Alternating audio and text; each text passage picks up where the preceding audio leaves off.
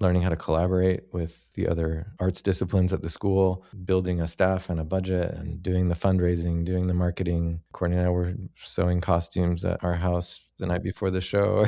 We did a little bit of everything. But it really did show me that I was excited about the prospect of building something and building a culture where the work that we produced provided a really meaningful experience for the students, for the audience, for all the people that kind of rallied around the mission of that school, which was a really great thing to be a part of.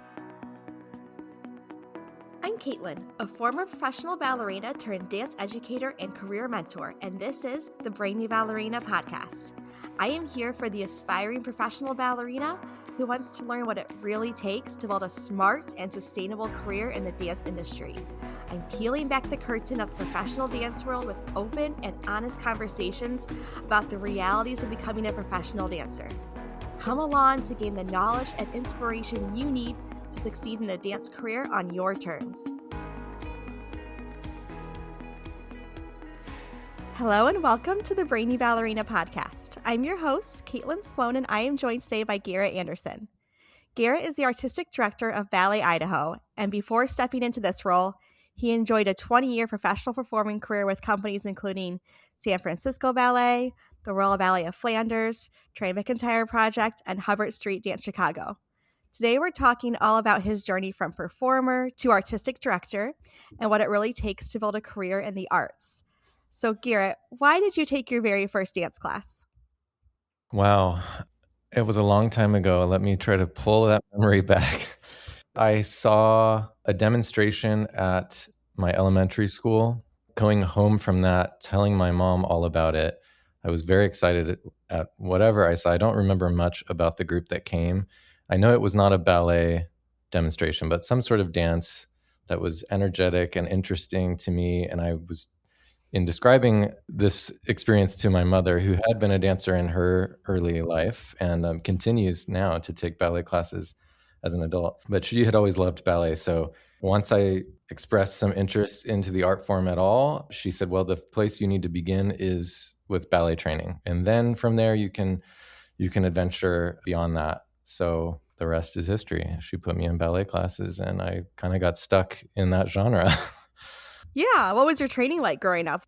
Well, I lived in a small town that didn't have a lot of training available. So my early training was, a one-room dance studio with a wood floor and a kind old woman who taught whoever would sign up. And she was very encouraging. I remember that. I remember, I was one of two boys who were in the school. As one of two boys, you get a lot of attention, and it was fun having one other boy in there with me, and we sort of competed and tried to learn new moves. And I don't think we had a lot of technical rigor in our early training, but we at least discovered something that opened up that interest to what followed. From there, I started commuting about 3 hours a day in the car to go to a more serious ballet school. And this was run by someone that my mother grew up with. And she went on to have a professional career. She danced at San Francisco Ballet and American Ballet Theater. And so was somewhat famous, coming from a small town in Central California, to have had that really prestigious career. So remembering this person and knowing that she had now taken over a dance studio, she started driving me up to the Bay Area. And I remember the stark contrast of that environment and how serious it was and how quiet it was in the studio and just how hard people were working. And from that moment on, certainly hooked. Just the environment of that kind of dedication and the integrity of work ethic that was all around me, and just ballet itself being so difficult, and the idea of this is infinitely a puzzle that I can continue to try to solve with my body. And so that sort of opened up the idea that, this could go beyond a fun after school activity and become something that I could spend my life doing. But it was that place, which was Contra Costa Ballet Center in Walnut Creek, California, that I was really introduced to professional level training. And did you do that all through high school, or did you end up moving away from home to study? So I did. I stayed there. I eventually moved out of my home and lived with a host family, with a young couple who had recently moved there. to dance with a small company that was based in Walnut Creek, which is still there, Diablo Ballet. But they agreed to sort of take me in as a boarding student. So I didn't have to drive 3 hours a day, but it was a year later that the directors of the school, Zola and Richard, decided I was ready to go to a bigger school that would have more men's training. So they encouraged me to go audition at San Francisco Ballet School, which they had directed the San Francisco Ballet School before moving to the East Bay and taking on this studio. So it was an intimidating move and a very important one to do at that juncture in my development as a young dancer. But suddenly I was in a much bigger pond and I was definitely a small fish, which was, again, definitely what I needed. It was very humbling. So from there, what was your transition like from being a student to professional dancer? Well, I think from there, so I was very fortunate to be able to see the San Francisco Ballet perform on a regular basis. I remember spending many evenings after class running over to the theater across the street and standing in the back and standing room and just soaking it all in. I mean, that was definitely formative for the artist that I was hoping to become. But I didn't think I had a shot at getting into that company. I had been spending summers elsewhere. I'd gone to American Ballet Theater in the summer course and spent many summers going to Seattle and studying at the Pacific Northwest Ballet, which was a different stylistic focus, just a different environment. For whatever reason, I had a different level of confidence there. And I think when I was invited to audition to stay for the year in their newly minted professional division, which is essentially a trainee pre-professional program, I jumped at the opportunity and I was able to perform with the company, tour with the company. Also, we had our own full program with classes and some performing experiences as a student company. That was an important step for me, not only to broaden my stylistic, technical toolkit, but to gain some different influences, just to be in an environment where I felt like I could really contribute. And it gave me the confidence to feel like, oh, they are interested in me here. I may have a pathway in this company. And it was a great company. It was an exciting company also to watch and be a part of. But that's where I met my wife, Courtney. And after the first year of that program, where we had spent it was her second year, it was my first year. So she was ready to go out and audition. And so she went on an audition tour with several other students. And her first stop was San Francisco Ballet. And she got offered a job. So there I was trying to create a different path where I thought I would have a greater chance of success. And she got this offer and she didn't really know the company that well at that time. And I told her, you have to take this. I mean, this is a once in a lifetime opportunity.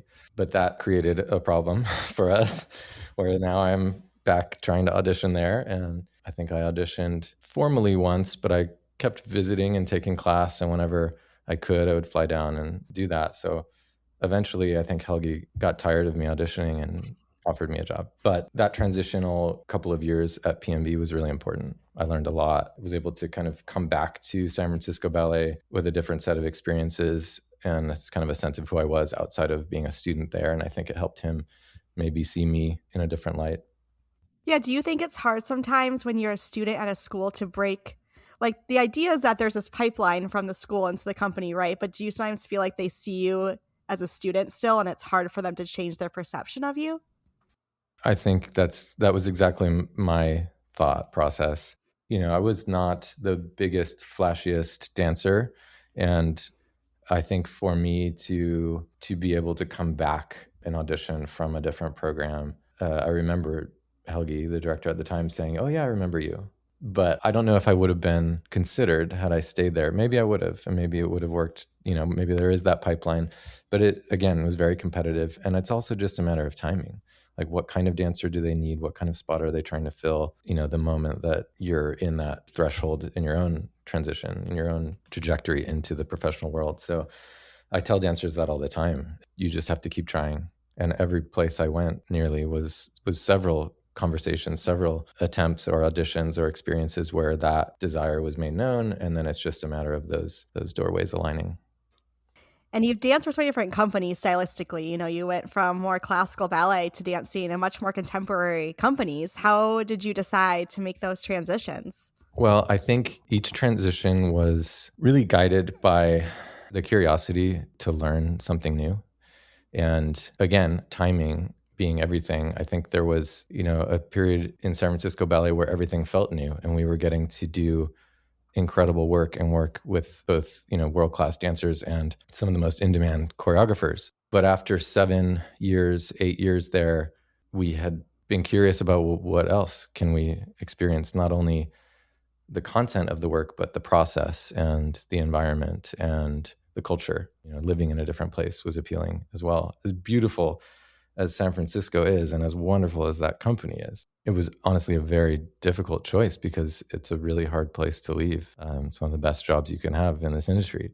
So I will say, though, that working with certain choreographers provided some sort of openings into the way I understood and wanted to experience the art form, in addition to just seeing things on tour that were just so far and away different from what I was experiencing every day. Companies like Batsheva or Netherlands Dance Theater would tour to Berkeley or sometimes San Francisco, and groups of us would go seek out those experiences. This was before you could just hop on Instagram or YouTube and see things from all over the world. So you really had to seek it out. And I remember some of those performances just coming away with a lot of questions and just a whole new framework for like, what am I doing? What am I seeking? What am I trying to build in my capacity as an artist? We also did a week-long workshop with Alonso King that was designed for professional dancers. And he's so good at encouraging that process of inquiry and asking questions and challenging the way that you evaluate your work, which was, something as a young dancer that I struggled with, wanting it to feel a certain way and be perfect and be sort of measured a certain way up against a really difficult set of comparison, being in a company like that, which at the time we left had 85 dancers.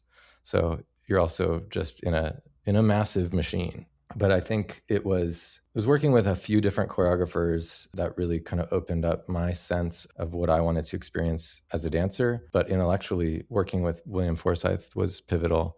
He really encouraged us to challenge that paradigm. And I think what he was doing, innovating within the form of classical ballet, was so exciting. And of course, what he was doing with his composition, with his art form was exciting, but also what he asked of the people within that work was so inspiring and so challenging. And that really awoke in me something that I wanted to further pursue. So we did this whole world tour of auditioning at lots of great companies. And we landed in Antwerp, Belgium at the Royal Ballet of Flanders, where his former rehearsal director, Catherine Bennett, was directing at the time. So there was a very close relationship. We were doing a lot of his work. We were touring his work, full evening works, and very immersed in that sensibility and in that practice. That was a really important step, kind of leaping from very classical ballet company that was doing very exciting new work as well. So I definitely had the introduction there. But then going to a company that was more focused on a set of choreographic ideals with Forsythe and others. We got to work with Yuri Killian, who at the time, had stopped traveling overseas. So if you wanted to work with him and not just do restaging of his work, you had to be on that continent. And that was exciting. That was also a game changer for me. But more so just the approach of process that I learned dancing in Europe, which afforded a lot more time. It afforded a lot more experience, a deeper experience within the work. A company like San Francisco Ballet is a powerhouse for creation and pumping out really exciting rep.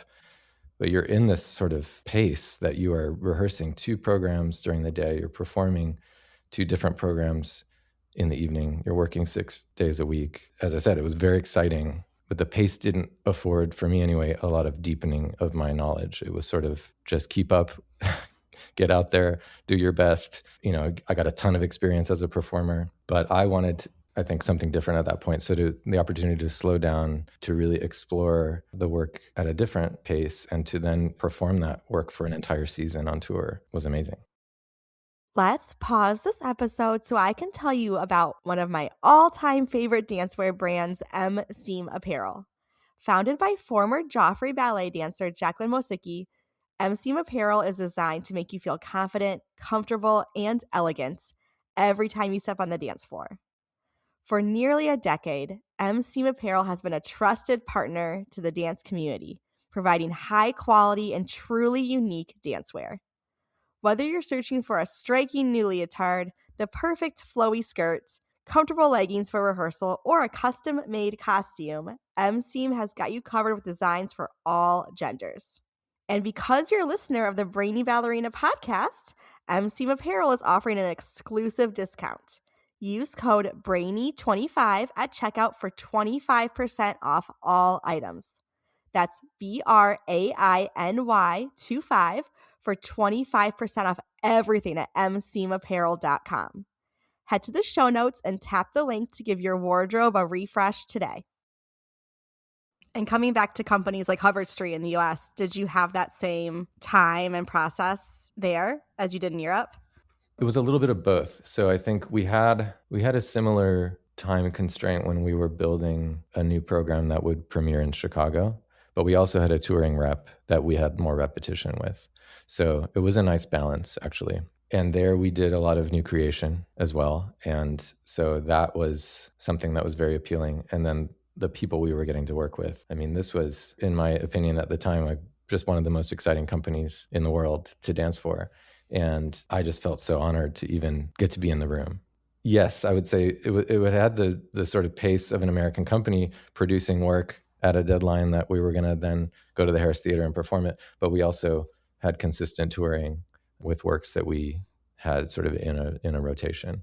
So we would get to perform those a lot. You'd get to move, your position within that work might change. It was a small company by comparison, so everyone danced all the time. You kind of had to be ready for anything.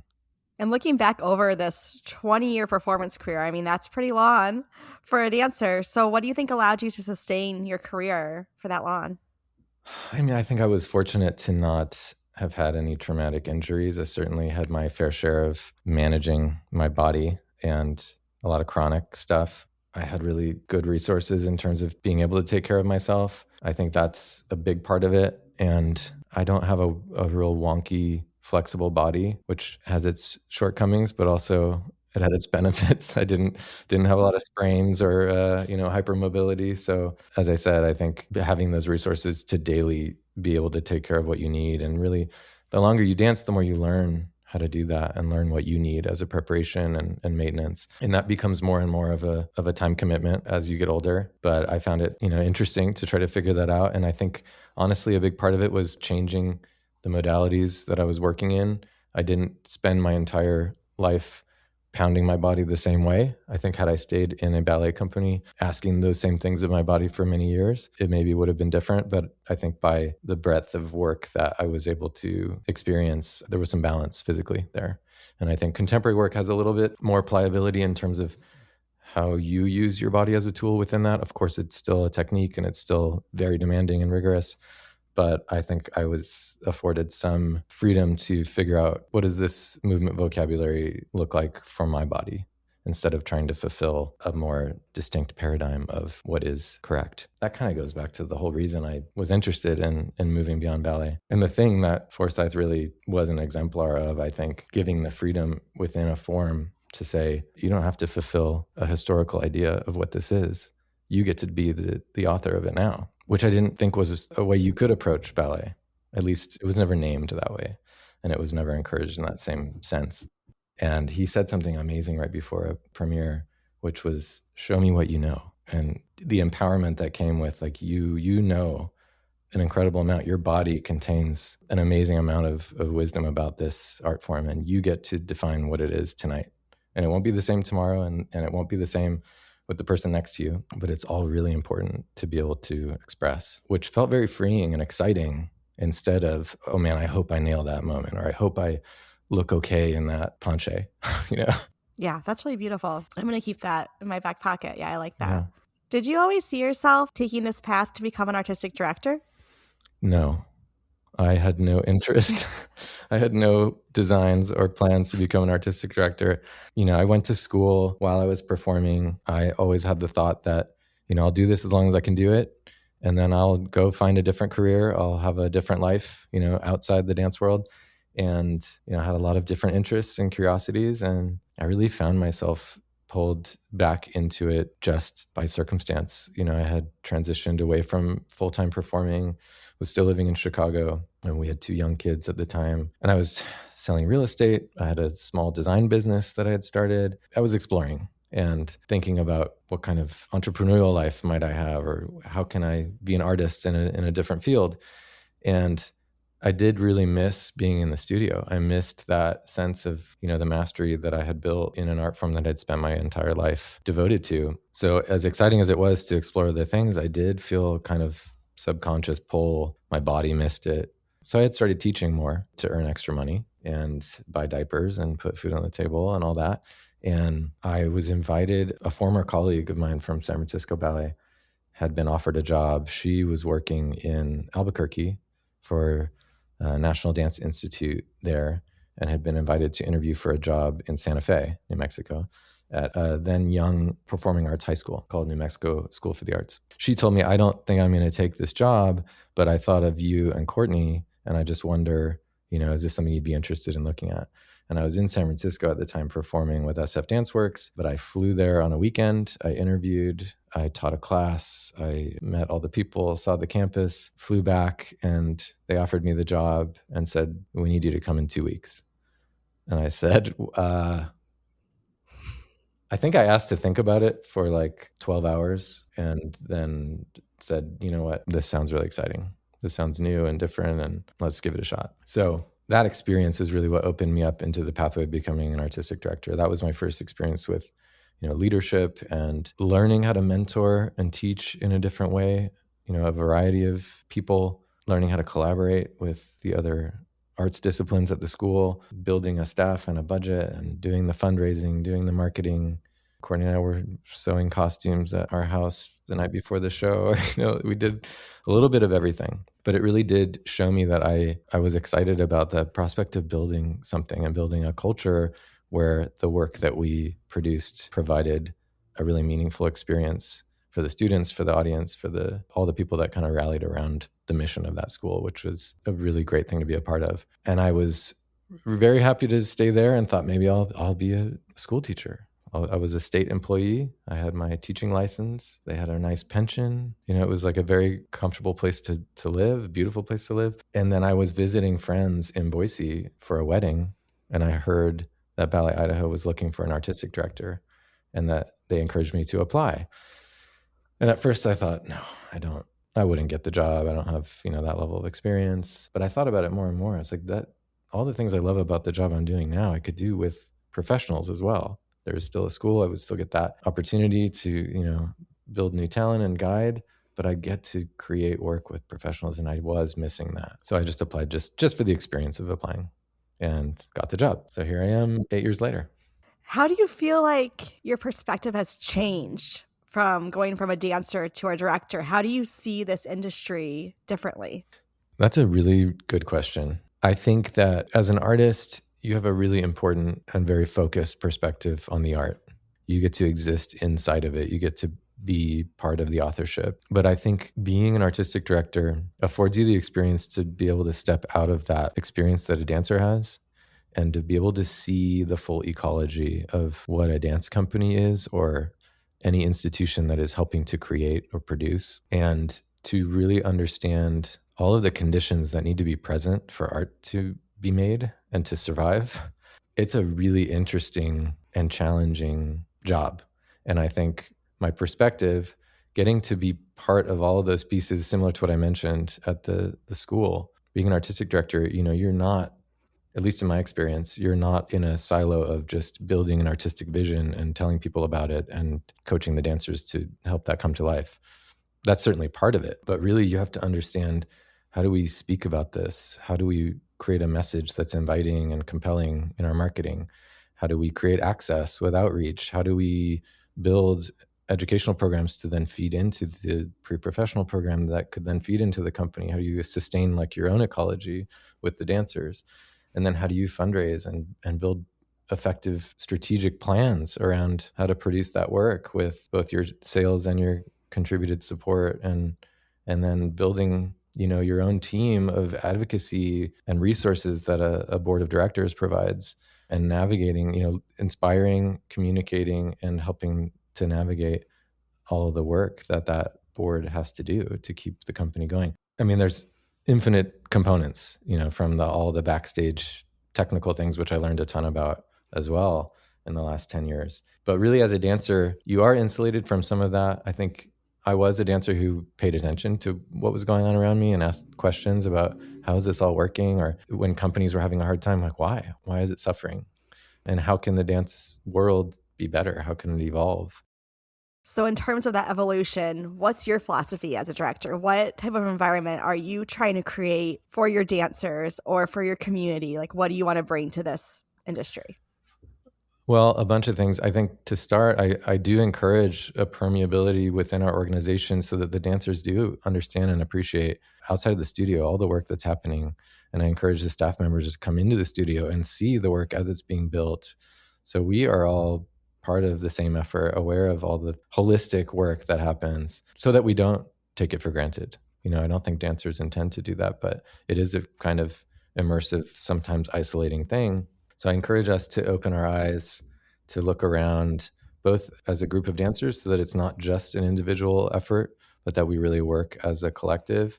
And I think a big part of creating that atmosphere, a culture in the studio is super important to us, and to be able to have a culture where people feel safe to take risks.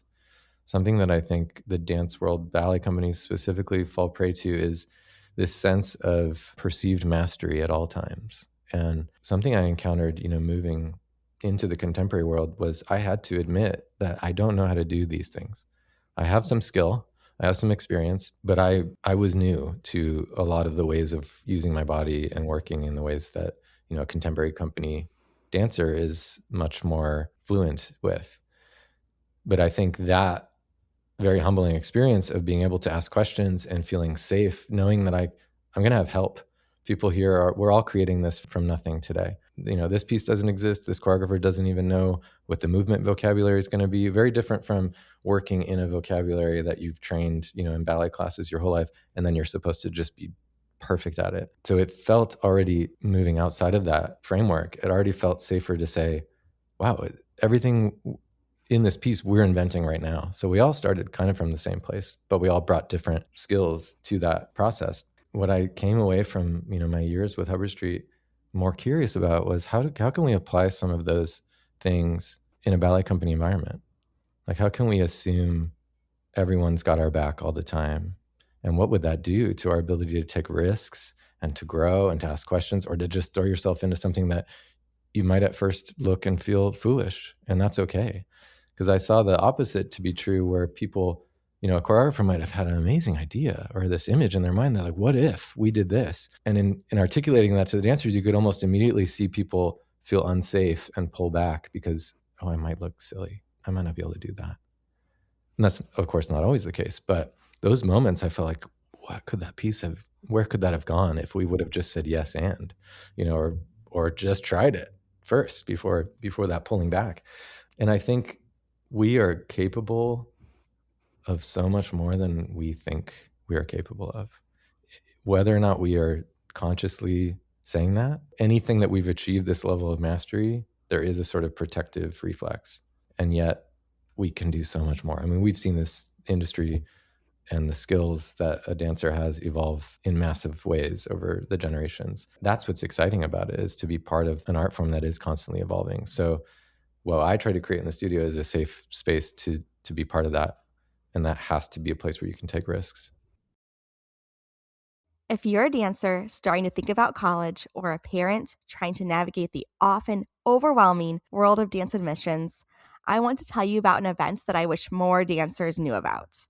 CNBC is a unique college recruitment weekend designed to connect dancers with college dance programs in a supportive, non-competitive environment focused on growth, learning, and possibility. Hosted by Detroit Metropolitan Dance, formerly Eisenhower Dance Detroit, at Central City Dance in Canton, Michigan, this 2-day event takes place October 3rd and 4th and brings together dancers, parents, and college representatives from programs across the United States.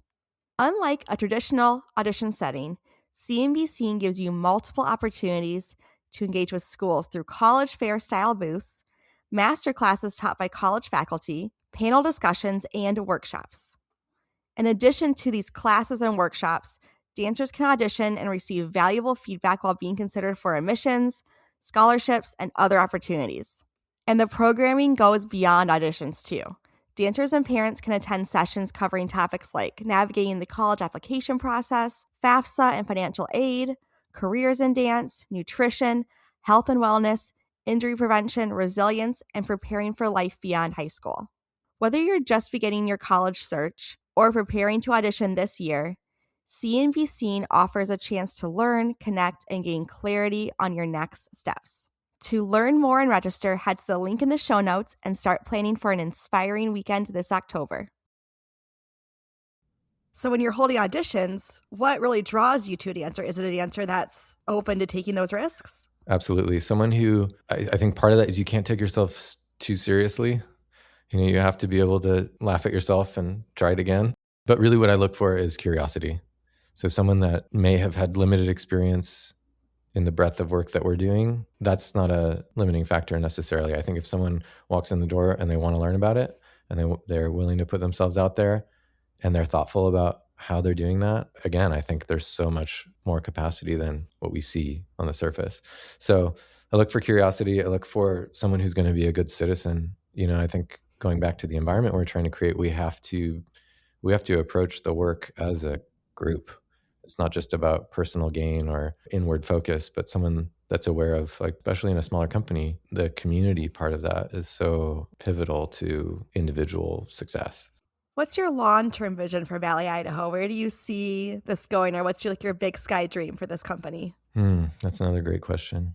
It's interesting to look back at what I said I wanted to be doing in this job when I applied for this job, and then to ask myself, which I do periodically, are we doing that?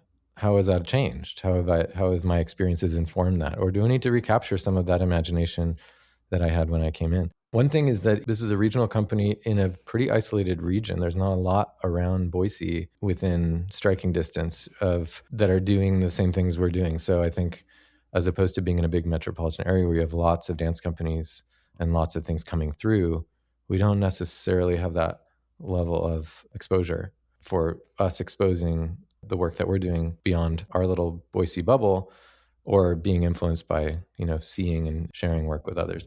So I think part of the goal then is to tour, is to get some visibility for what I think is incredible work we're creating here. But we need that to exist beyond, our immediate audience. I think it's really important also for the dancers to be able to get on stage more. We have now 6 programs a year, but there's so few performances of each program. My dream is to take what we were already creating and just scale it so that we can make this a full season for dancers, that they can really call this home and dance really just as much as possible, because this career, as you know, is so short. These moments are so precious. I was just remarking on looking at the company and thinking, wow, it's almost a completely different company, whether it's people that were here that have really grown and changed, matured, or it's new dancers that have joined since then. It's remarkable to see, that growth when you're around it all day, every day. You don't necessarily see it in the same way. So sometimes stepping out of that and seeing where we are now is pretty exciting. But we're ready to do more. So I'm constantly pushing for new opportunities, building relationships outside of this community. And I think, the people that support this company always say, like, this is really amazing. More people need to know about it. Something that Trey McIntyre Project did really well. They had Boise as their base where they created work, and they had a steady following here. And they were able, at their scale and with their support from all over the country, be able to get out and travel and be known all over. Different model, different kind of company, but it shows you there really are no limits. You just have to be able to invent and reinvent within the structures that you have. But Garrett, you've had so much experience across your entire career, but if you had to give aspiring pro dancers one piece of advice as they pursue their career, what would you want to tell them? I would go back to what I kind of just said about, this career is so short. And I think when we're in it, we get stuck measuring it, comparing it, wondering if should we be in this kind of company, or should I have gotten opening night cast and I'm only doing the matinee cast, or I didn't get chosen for that piece. Whatever it is, comparing and measuring And then you're not really present with what you are doing. And the huge gift that it is to be able to do this career at all, I think is easily lost in the striving for it to be better and different. And of course we need that. That is part of our DNA as dancers, is striving to learn and grow and perfect. But I had a moment in my early career where I was struggling with, judging the work very harshly at times and fixating on what I thought it should be and how I wanted it to feel. And then I really wasn't appreciating it. I wasn't valuing the work I was producing. And I luckily had some really good people around me to remind me that I was wasting it. Like, you have to enjoy every single moment. And I see that now as a director, and I see the pitfalls and the psychology, and it's 90% the struggle, in your head. And if we can just trust ourselves and forgive ourselves and really just accept that it's all a gift, and every single moment, yes, there are disappointments, there are struggles, there are hopes. I guess what I'm trying to say is an openness to really appreciating what it is. You can't necessarily engineer a dance career. There are things, you think you're going to do, like we've described in my journey. I didn't know where any of this was going to take me or where I was going to end up. And every place that I did end up was a happy surprise. And it was really never what I expected it was going to be. That's good advice. This was so nice talking to you today, Garrett. If anyone listening wants to learn more about you or about Ballet Idaho, where should they go? Go to our website. Of course, you can follow us on socials, and we're posting always, but go to our website, balletidaho.org. Thank you, Caitlin. Thank you so much for this. Yeah. Thank you for tuning in to the Brainy Ballerina Podcast. If you found this episode insightful, entertaining, or maybe a bit of both, I would so appreciate you taking a moment to leave a rating and hit subscribe. By subscribing, you'll never miss an episode. And you'll join our community of dancers passionate about building a smart and sustainable career in the dance industry. Plus, your ratings help others discover the show too. I'll be back with a new episode next week. In the meantime, be sure to follow along on Instagram at The Brainy Ballerina for your daily dose of dance career guidance.